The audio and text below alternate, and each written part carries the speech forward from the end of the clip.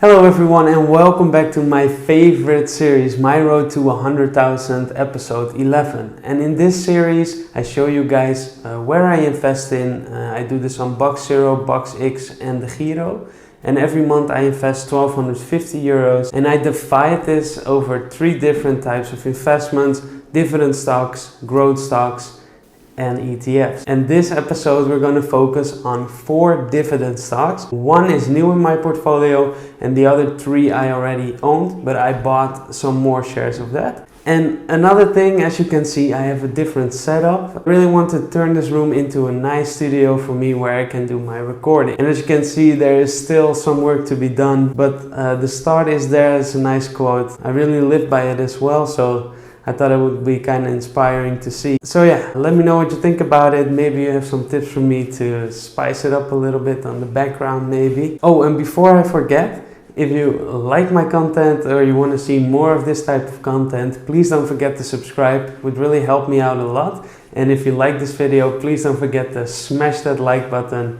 It would be amazing. Without any further ado, let's dive into the video. So the first company I want to go over today is Aegon. It's a new stock that I added in my portfolio. From origin, it's a Dutch financial company. They offer a variety of financial services and their main markets are the US, the UK and the Netherlands. Stock listed companies most likely always have a page where they list their reasons why to invest in their company. Exists more than 175 years throughout all the recessions, crises, wars, whatever you can think of, and they're still out there looking for growth markets and opportunities. So even though they exist for so long, have their product portfolio in place, they are still trying to find markets where they can grow their market share. The second reason is that they have a nice dividend plus a nice dividend trajectory for in the future. And the expected dividend for this year, 2021, is around 20 cents per share. So if you look at the current price, it's around 5.2% per year. And if we look at what their target is, in 2023 they would like to pay out 25 cents per share. If we take that payout into consideration, the dividend yield is 6.46%, almost 6.5% in dividends alone. And of course this is not happening yet, it will take a while, and dividends of 2023 are always paid in the year after that, so in 2024. But what I am doing here is investing for the long term. And that brings me to my third reason, and that is that they have a new CEO, Lard Friese. Of course I'm not there with him to check how he's doing, but what they show and how he communicates his strategy, I really like it a lot. And what it basically comes down to transform Aegon into a more focused, high performing group. And of course every company wants to do this. And one of the big changes he wants to make in Aegon is that they swift down or stop in certain markets where they don't have the expertise, where they aren't the market leader, and double down on where they do have an edge, where they do have the expertise. And also they want to look at interesting growth markets like Spain, Brazil, China as well, where they have successful partnerships. It seems like they really are doing a fresh start at Aegon. Of course change is difficult, I'll talk about that a little more later, but yeah, I think the future looks pretty good. And like I said, the stock price is pretty low. If they can manage to pay a 25 cent dividend per share, that means for today's price it's 6.5%, and if they can even increase that, it will only be more. A reason not to invest in Aegon is the fact that last year their net income went from 1.5 billion to 55 million, and mainly due to COVID the results were not as good, but hopefully they can recover strong this year, and the first quarter was already really nice, so let's hope they can continue that. Another reason is that they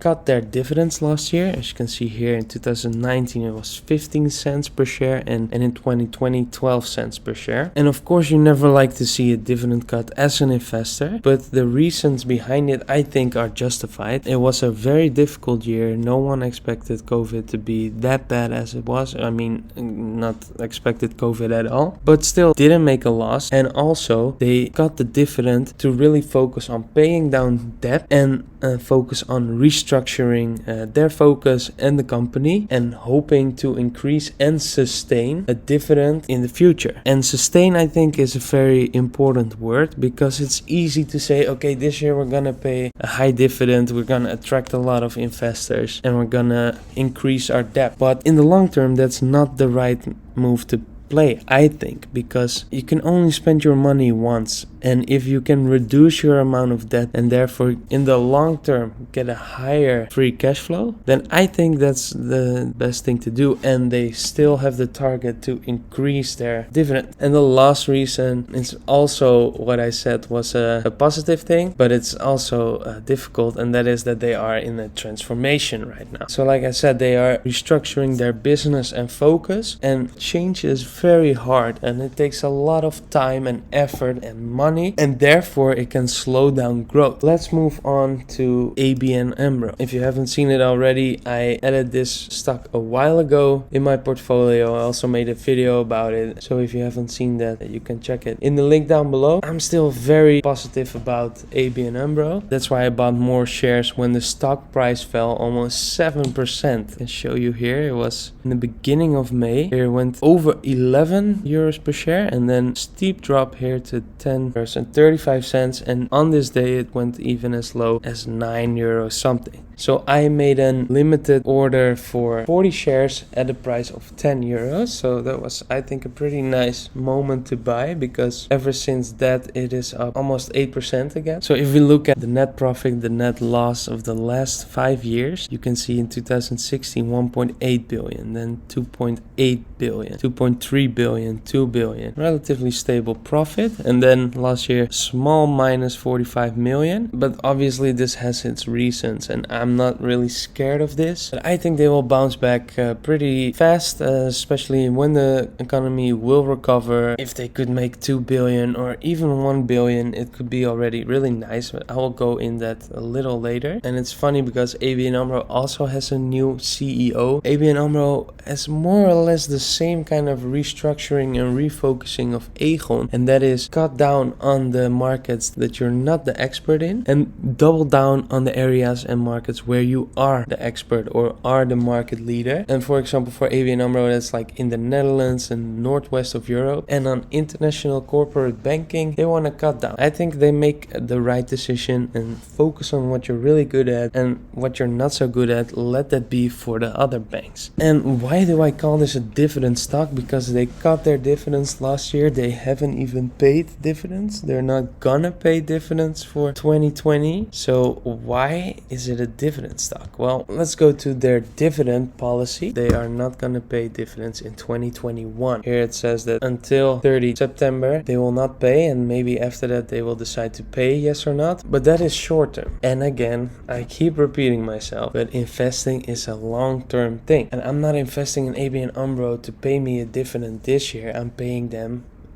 investing in ABN AMRO to pay me a dividend for the coming 50 years. If possible. So if they don't pay me 1 year or they pay me half in 1 year, I really don't care about that. And the stock price went down so much. Here you can already see it went from around 20 to almost 6, and now it's around 10, 11. And of course, if a stock goes down, there's no guarantee it will go up again. Stock prices have everything to do with how the company is doing. The market cap is around 10 billion. And if ABN AMRO is able to pull up profits they made in the past of around 2 billion euros, that means they have a PE ratio of only 5. For banks, a PE ratio of 10 to 15 is normal. So if they can get back to the 2 billion profit per year that they did before COVID, and they get to a PE ratio of 15, that means that the market cap will be around 30 billion, which is 3 times what it is right now. So the stock price can go up, in my opinion, 3 times over the next next 2 or 3 years if they can get back to that 2 billion profit that they made before COVID. And even if it's a little lower than that, they still have some nice room to grow. And like I said, this is a dividend stock in my opinion, because as it says here in their policy, the dividend payout has been set at 50% of the reported net profit. So if they make a 2 billion profit, 50% of 2 is 1. And at the moment they have 940 million shares outstanding. That means that they will pay out €1.06 per share in dividend. And if we look at today's price, that's almost 10% in dividend yield. And let's say they only make 50% of what they made before COVID. That would turn out to be 1 billion, and 50% of 1 billion is 500 million. And if we divide this by 940 million shares outstanding, the payout is 53 cents per share. So massive potential, I think, in stock price. It can easily go times 3 in the next 2 to 3 years. And the other one is that they will pay out, in my opinion, a steady dividend of around 5% at least. And in the best case, it could be even as high as almost 10% for today's stock price. Let's move on to the next one, and that is Shell. Shell had a really good first quarter in 2021. Shell has a really nice dividend program. Right now they pay around 3.5% dividend, and their goal is to increase dividend by 4% per year. And as listed here, capital allocation, that's their first priority, to grow the dividend by 4% per year. Their second priority is to reduce net debt to 65 billion. And as you can see here, after Q1, it's 71.3 billion left. And they reduced it by 4.1 billion last quarter. So in that tempo, they will reach this target maybe in the third quarter of this year. And moving to that third priority, additional shareholder distribution. Total shareholder distribution of 20 or 30% of the CFFO, which means cash flow from operations, on reaching the net debt of 65 billion. And distributions include dividends and share buybacks. So as a shareholder, companies can help you in 2 ways, and that is paying dividends, but that is also buying back shares. And I will make a video about this, but share dilution is really important in investing, and especially in dividend companies. But to keep it basic and simple, let's say a company has a profit of 1 million euros and they have 1 million shares. That comes down to €1 per share. But if the company buys back, let's say, half of their outstanding shares, and there's only 500,000 shares left, then the profit per share is 2. So you as a shareholder profit more with the same amount of shares. And they say 20 to 30% of their cash flow from operations. And if we look at their cash flow from operations this quarter, it was 12.7 billion. So if we analyze this, it comes down to around 50 billion. 20% of 50 billion is 10 billion, or 30% is 15 billion that they will flow back to shareholders. And last quarter, how much did they pay in dividends? 1.3 billion. So instead of 1.3 billion, they could go to 10 billion or 15 billion. And they already said, okay, we're not just going to pay dividends, we're also going to buy back shares. Let's say they do half and half, 5 billion in dividends or 5 billion in buybacks. That is still here an increase of almost 4 times. So instead of what they now pay is 57 cents per share, it could go to as much as €2 per share per quarter if they reach their goals. And then let's move on to the last company of today, which is Ahold Delhaize, currently trading around €24 per share. Was down quite a bit, and that's why I add to my position as well for a nice price of €22.46. That was early May. It was around here. It went from 24 to 22 and 7% down. I was able to buy in here, and now it's up 7% since then. And that's the thing, like there will always be ups and downs with stocks, and it's always nice to buy in when it dips a little bit. So that's what I did with this one. Currently the dividend yield is 3.7%. PE is below below 20, which is always good. And what do I like about Ahold? Dividends policy is target a dividend payout of 40 to 50% of its underlying income from continuous operations. And what they also do is they buy back shares. And in 2019, 2020 and 2021 it has been 1 billion, which is around almost 4% of the total amount of shares outstanding. And like I said, when companies buy back their shares, you as a shareholder, your shares are becoming more valuable. You will get a bigger piece of the profit. Last year it was around 40% when they paid out 90 cents per share. And if you compare that with 2019, there was an increase of dividend payments of 19%. So they try to increase their dividend and they are buying back shares. So also in the long term, nice steady income as an investor here. And I think the share price is also a little undervalued, especially if you consider that they are growing pretty fast. Also in 2021 first quarter, here as we can see, first quarter sales were up almost 6%. That's a lot for a company this size. And if we look at the online sales, it was up 103% compared to the first quarter of last year. The expected